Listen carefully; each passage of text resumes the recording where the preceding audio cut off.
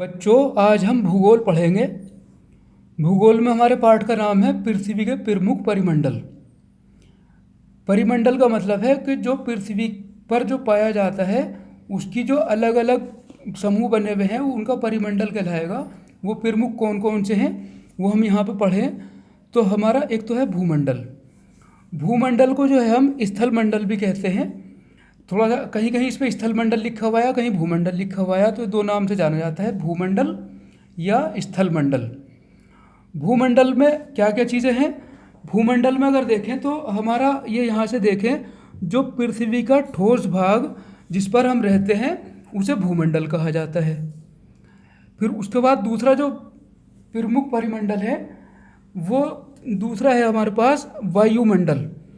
तो वायुमंडल में देखें तो गैस की परतें जो पृथ्वी के चारों ओर से घेरती हैं वो वायुमंडल कहा जाता है। गैस की परतों का मतलब यह है कि गैस जो है जो ज़मीन के नीचे की साइड में है वो मैं अभी दूसरे चित्र से क्लियर करूँगा। तो वो जो है जो ज़मीन के करीब में है वो परत थोड़ी सी दूसरी गैसों की है, और उसके ऊपर और दूसरी गैसों की परत है, और उसके ऊपर और तीसरी तरह की है, और इसी तरीके से और ऊपर को परतें बनती चली गई हैं। तो वो परतें कहा गया जो पृथ्वी को चारों ओर से घेरती हैं, वायुमंडल कहा जाता है।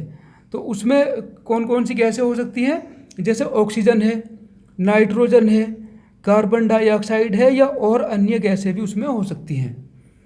अच्छा, इसके अलावा एक होता है हमारा तीसरे नंबर का जलमंडल। तो जलमंडल क्या चीज़ होती है? जलमंडल ये लगा लें कि जो पृथ्वी पर पानी पाया जाता है, जैसे उसमें बर्फ़ के रूप में हो वो, या जल ऐसे ही भरा हुआ हो तालाब में या नदी में या बड़े बड़े समुद्रों में या महासागरों में, तो वो जो है सबका सब जलमंडल कहलाएगा। या भाप उड़ रही हो ऊपर या बादल हो, वो सब मिला के जो है सब तरह का जो भी पानी का काम जहाँ जहाँ हो रहा है वो सब जलमंडल कहलाएगा। फिर चौथे नंबर पे है हमारा जीवमंडल। जीवमंडल ये यहाँ पे लिखा हुआ है। तो जीवमंडल में क्या क्या होगा कि जीवमंडल में जो जो चीज़ें जिंदा हैं, जो जानदार चीज़ें हैं, वो सब जीवमंडल में आएंगी, जिसमें पेड़ पौधे, वनस्पतियाँ, घास, छोटे बड़े सब पेड़, और उसके अलावा जो है चरण परन आदमी और कीड़े मकोड़े सब उसी में आ जाएंगे जो जानदार चीज़ें हैं। तो जानदार सब चीज़ें जीवमंडल में आएंगी। तो इसमें जो है हमने पढ़ा पृथ्वी के प्रमुख परिमंडल। तो परिमंडल प्रमुख जो है चार हैं ये, और इसके जो पहला वाला है ये भूमंडल या स्थल मंडल, इसे हम पढ़ेंगे। इससे पहले मैं एक और चित्र है मेरी दूसरी किताब में, तो मैं उससे थोड़ा सा बात क्लियर करना चाहूँ तो इस तरीके से हो जाएगी कि ये जो है देखें तो ये यहाँ पे हमारी पृथ्वी का नक्शा दिखाया गया है। तो पृथ्वी का नक्शा जो दिखाया गया है, तो पृथ्वी के नक्शे में क्या हुआ कि इसमें चारों परिमंडल बताए गए, इसमें भी चारों परिमंडल बताए गए। चारों परिमंडल के अलावा एक दो बात और बताई गई है, जिसमें जो पृथ्वी के बिल्कुल बीच में जो अंदर गर्भ में मौजूद है वो किरोड कहलाती है वो जगह, और उसके ऊपर जो और मिट्टी का या और बहुत सारी धातुओं का जो ये इस तरीके से पीले रंग से दिखाया गया है ये मेंटल कहलाएगा। और मेंटल के ऊपर ही जस्ट जो है कहीं कहीं गहरी गहरी खाइयाँ और गड्ढे और इस तरीके से जो है इस तरीके से होगा ये यहाँ पे। तो और उसके ऊपर जो है नीला नीला सा दिखाया गया है या हल्का नीला रंग जो दिखाया गया है। तो ये क्या चीज़ है? ये हमारे इन गहरी खाइयों में और गड्ढों में जो भरा हुआ है पानी है, इन्हें हम सागर कहेंगे, ये महासागर कहलाएंगे। तो और महासागरों के ऊपर ये सब महासागर के ऊपर जहाँ जहाँ ज़मीन है, महासागरों से बच के जहाँ जहाँ खुश्की है ये तो तरी मानी जाएगी जो महासागर हैं, और जो खुश्की होगी वो खुश्की होगी स्थल मंडल। तो स्थल मंडल होगी वो स्थल पर ही जो है जीव जंतु जो है हम लोग रहते हैं, तो हम लोग उस पर स्थल पे रहते हैं, और कुछ जीव जंतु जो है जल में भी रहते हैं और कुछ हवा में भी रहते हैं। तो ये हमारे चारों मंडल इन्होंने दिखाया यहाँ पे। एक तो सबसे पहले इन्होंने बताया जैवमंडल। तो जैवमंडल में जो है हमारा जिसमें जीव जंतु, पेड़ पौधे और कीड़े मकोड़े, चरण परन सब चीज़ें आ गई, वो जैवमंडल में है, जो अपने हिसाब से जहाँ भी जिसका जो हिसाब बैठता है वो कुछ पानी में रहती हैं, कुछ खुश्की में रहती हैं। उसके बाद है हमारा वायुमंडल। तो वायुमंडल को देखें तो एक ये पृथ्वी का गोला है इस तरीके से अंदर अंदर, और इसके बाद जो है एक और डॉटेड डॉटेड सी लाइन दिखाई गई बाउंड्रीज की। तो ये वायुमंडल है, ये यहाँ पे इस तरीके से, ये यहाँ पे इस जगह ये वायुमंडल है। वायुमंडल के बारे में ख़ास तौर से अगर देखें तो वायु जो ज़मीन के, जैसे ये फुटबॉल है, हमारी ज़मीन फुटबॉल के आकार की है, तो फुटबॉल के आकार का ही ऊपर को जो है उसमें वायुमंडल है। और वायुमंडल जो है वो कहाँ तक है, कितनी ऊंचाई तक है, वो किताबों में मिलता है कि 1600 किलोमीटर या 1600 किलोमीटर ऊंचाई तक वायुमंडल पाया जाता है।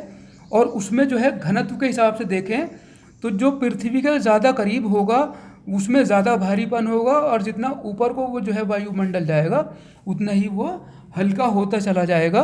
टेक्निकल भाषा में कहूँ तो जितना पृथ्वी के करीब में वायुमंडल होगा उतनी ही वायु में सघनता होगी, और जितना पृथ्वी से दूर होता चला जाएगा, जितना ऊपर की साइड को होता चला जाएगा, उतनी ही उसमें विरलता आती चली जाएगी। फिर उसके बाद जो है हमारा तीसरा मंडल है स्थल मंडल या भूमंडल। तो स्थल मंडल या भूमंडल जो है, भूमंडल कौन कौन सा है इसमें, जो पृथ्वी की जो खुश्कियाँ हैं, जहाँ जहाँ खुश्क है, जहाँ जहाँ मैदान है, जहाँ जहाँ जो है हमारे क्या कहते हैं महासागर नहीं है, जहाँ पर पानी मौजूद नहीं है, उसके अलावा जो ज़मीन है उस ज़मीन को हम कहेंगे स्थल मंडल या भूमंडल। तो जहाँ जहाँ भूमि है तो उसे जो है वो उस पर ही जो है ज़्यादातर जो है पेड़ पौधे और उस तरह की वनस्पति और चरण परन पाए जाते हैं। फिर एक है हमारा जलमंडल, चौथे नंबर पे जलमंडल है। जलमंडल को देखें तो जलमंडल जैसे मैंने बताया कि जो ये पानी भरा हुआ है समुद्रों में, बड़े बड़े महासागरों में, ये सब जलमंडल में आएगा। और जलमंडल में और चीज़ें भी आएंगी कि जैसे कहीं कहीं पहाड़ हैं और पहाड़ों पे ऊपर चोटियों पे बर्फ़ जमा हुआ है, या वहाँ से बर्फ़ पिघल पिघल के नदियाँ आ रही हैं, या तालाब बने हुए हैं, झीलें बनी हुई हैं, और ये समुद्रों का पानी, या पृथ्वी के अंदर जो भूगर्भ में पाया जाता है, वो भी सब मिला के, सब जितना भी पानी जहाँ भी है, या भाप के रूप में है या बादल हैं, वो सब मिला के जलमंडल कहलाएगा। तो इसमें जो है इसी चित्र को मैं अगर और दूसरे एक और मैं इसी किताब में दिखा दूँ कि इसे और थोड़ा तफसील से, जो मैं ये बोल रहा हूँ इसमें चित्र दिखा के जो मैं बात बोल रहा हूँ वही इनमें लिखी रहती है, वही मैं अपने लफ्ज़ों में, आसान लफ्ज़ों में ये बात बता रहा हूँ। इसी के अलावा जो है मैं अगर ये देखूँ कि एक ये हमारे पास है दुनिया का नक्शा, तो इस किताब में दुनिया का नक्शा दिखाया गया है। तो इससे काफ़ी कंसेप्ट क्लियर होगा हमारा कि जो हमने बताए कौन कौन से मंडल बताए। एक तो हमने बताया मंडल जो है सबसे पहले जो है क्या कहते हैं स्थल मंडल, स्थल मंडल, और एक बताया हमने जलमंडल, और एक वायुमंडल और एक जीवमंडल। तो इसमें अगर देखें हम तो स्थल मंडल कहाँ पे है, स्थल मंडल और जलमंडल का क्लियर कट इसमें हम जो है देख सकते हैं। तो स्थल मंडल देखें तो यह भूमंडल, स्थल मंडल और भूमंडल एक ही बात है। तो ये जैसे पीले से रंग का जो ये हमारा नक्शा है यहाँ पे, ये तो पूरी दुनिया का नक्शा है। पीला से जो है ये एशिया है, एशिया है। एशिया के बाद ये जो इस तरीके से जामुनी रंग का है ये यूरोप है।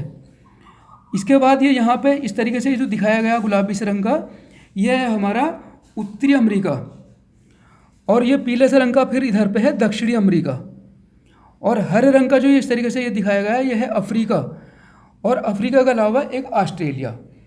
तो कितने हो गए ये, 1 2 3 4 5 6, लेकिन यह है 7 गिनती में, तो 7वां कहाँ है, तो 7वां ध्यान देने योग्य बात है कि ये यहाँ पे जो सफ़ेद सा दिखाया गया है ये वाला, ये इस तरीके से, तो ये वाला ये इसका नाम है अंटार्कटिका। तो ये भी जो है हमारा स्थल मंडल में या भूमंडल में इसकी गिनती होगी। और इन्हें दूसरे नामों से कहा जाए तो दूसरे नामों से इन्हें कहेंगे हम महाद्वीप। तो महाद्वीप कितने हैं हमारे इसमें, अगर कोई सवाल पूछे कि हमारे जो दुनिया में महाद्वीप कितने हैं, तो महाद्वीप हम गिन के बता देंगे कि एशिया, यूरोप, अफ्रीका, उत्तरी अमेरिका, दक्षिणी अमेरिका, ऑस्ट्रेलिया, अंटार्कटिका। कुल गिनती अगर पूछे उनकी तो 7 है। इसी में जो है अगर हम कहें कि ये तो हमारा स्थल मंडल हो गया। अब इसी में हम जलमंडल देखें तो जलमंडल भी इसी में मौजूद है, इसी चित्र में जलमंडल भी मौजूद है। जलमंडल में जैसे मैंने बताया कि जलमंडल में जो सबसे बड़ा पानी का जलमंडल है, जो सबसे बड़ा भाग जल का है, तो वो तो समुद्रों में है या महासागरों में है। उसके अलावा जो ऊपर कहीं कहीं पे पहाड़ हैं, पहाड़ की चोटियों पे जो बर्फ़ जमा हुआ है, या ये भी मैंने बताया था पहले वीडियो में कि जो है इसमें जो हमारा ग्लोब है या हमारी पृथ्वी ही है ओरिजिनल। तो उसके जो उत्तरी ध्रुव पे और दक्षिणी ध्रुव पे जो है सूर्य की किरणें कम पड़ती हैं, तो इस वजह से वहाँ पे ठंड ज़्यादा रहती है और वहाँ पे जो है बर्फ़ जमा रहता है।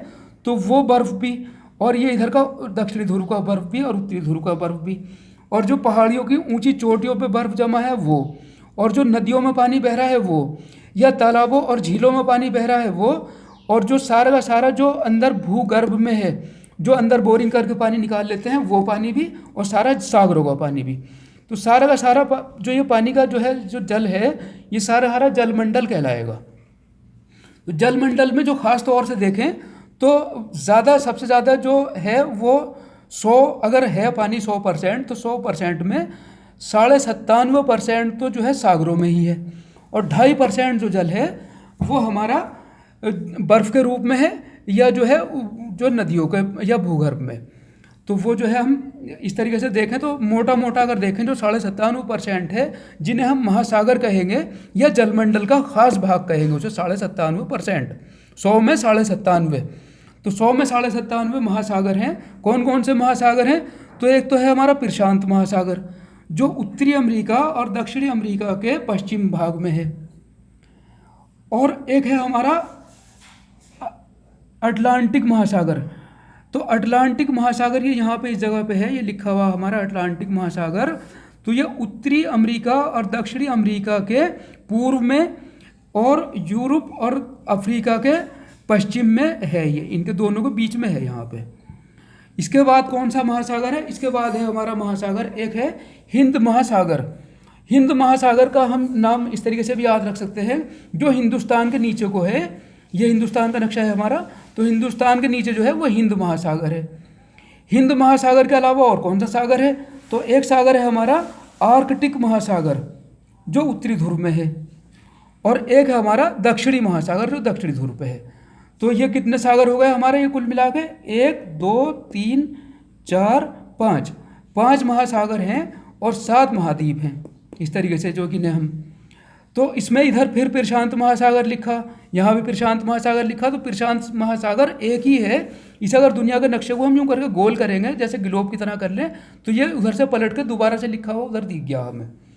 इसमें जो है और देखें तो इसमें और क्या देख सकते हैं हम? इसमें अगला जो है हम वो देखें तो अगला स्टेप इसमें, तो उसे इस तरीके से देखेंगे।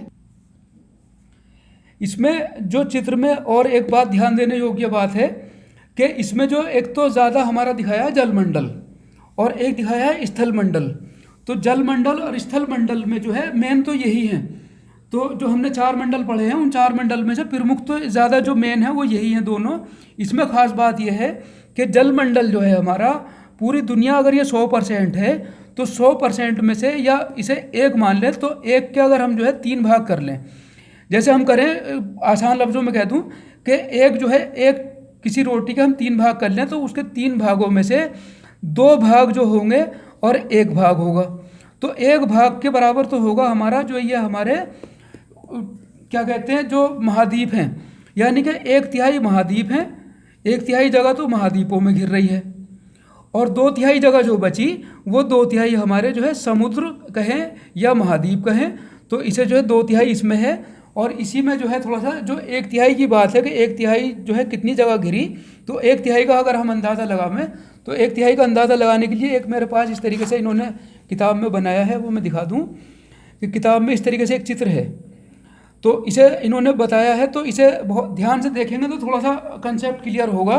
क्या कंसेप्ट क्लियर होगा कि जैसे हमारे पास है ये यहाँ पे यूरोप, जैसे ये यहाँ बताया था, एक बार और मैं इधर दिखा दूँ कि इसमें जो हमारा ये महाद्वीप हैं 1 2 3 4 5 6 और ये 7, इसी तरीके से जो है कंसेप्ट क्लियर करने के हिसाब से बताना ज़रूरी है कि इसमें भी इन्होंने 7 दिखाए हैं कि ये एशिया है, ये यूरोप है, ये उत्तरी अमेरिका है, ये दक्षिणी अमेरिका है, ये अफ्रीका है, ये ऑस्ट्रेलिया है और ये अंटार्कटिका है। तो ये 7 महाद्वीप हो गए, 1 2 3 4 5 6 7। अब इसमें जो है इसे दिखाने से क्या मकसद है, इसे दिखाने का या इसे किताब में बनाने का मकसद ये है कि इससे ये पता चल रहा कि जो है ये कौन कौन सा महाद्वीप कितनी कितनी जगह घेर रहा है। तो इसमें अगर ये देखें, इससे देखना आसान है, तो इसमें कितने भाग हो रहे हैं? इसके 10 भाग हो रहे हैं। 9 तो ये हो गए और एक ऊपर को और, तो 10 10 जो है स्क्वायर बने हुए हैं। तो इस स्क्वायर शेप का अगर देखें अंदाज़ा लगा में, तो इन्होंने किताब में जो बताया है, तो एक स्क्वायर जो ले लें ऊपर से, जो एक स्क्वायर है, तो वो स्क्वायर का जो एरिया आएगा वो आएगा 1,05,00,000 किलोमीटर स्क्वायर। तो 1,05,00,000 किलोमीटर स्क्वायर, यानी कि इतनी जगह जो है ये घिरी हुई है, 1,05,00,000 स्क्वायर। अगर ये 10 इस तरीके से स्क्वायर बने हुए हैं, इसमें छोटे छोटे जैसे ये बनना है, ऐसे 10 हैं सारे ये, तो उसे 10 से मल्टीप्लाई कर देंगे तो उसका क्षेत्रफल हमारा निकल कर आएगा। उसी को जो है हम इससे मल्टीप्लाई कर दें, इसकी गिनती से, जितने इसके स्क्वायर बने हुए हैं इन गिन के, तो उससे इसका क्षेत्रफल निकल कर आएगा एशिया का। कितना है वो, कि एक जो है अगर लें, तो दोबारा से याद दिला दूं कि अगर हमने एक स्क्वायर इसका लिया तो उसका जो क्षेत्रफल है 1,05,00,000 स्क्वायर किलोमीटर क्षेत्रफल है इसका एक स्क्वायर का। उसी हिसाब से जो है हम उसी से मल्टीप्लाई कर देंगे जितनी इनकी गिनती होगी एशिया का। और उसके अलावा देखें ऑस्ट्रेलिया का क्षेत्रफल कितना है, तो वो इससे मल्टीप्लाई कर देंगे 1,05,00,000 के हिसाब से, जितने हमारे स्क्वायर हैं उसकी। इसी तरीके से जो है देखें तो इसमें थोड़ा थोड़ा मोटा मोटा अंदाज़ा लगाना है कि अमेरिका ने, तो अफ्रीका, जो ये अफ्रीका है, अफ्रीका ने लगभग इतना क्षेत्रफल घेर रखा है, और उत्तरी अमेरिका ने इतना क्षेत्रफल घेर रखा है, दक्षिणी अमेरिका ने इतना, और अंटार्कटिका ने इतना। तो ये कुल मिलाकर 7 हैं, 1 2 3 4 5 6 7, तो ये 7 हैं। इसके अलावा वीडियो काफ़ी लंबी हो जाएगी, इसके अलावा मैं थोड़ा सा अभी से ब्रेक ले रहा हूँ, फिर दूसरी वीडियो में इंशाल्लाह और बात आगे कंटिन्यू रहेगी।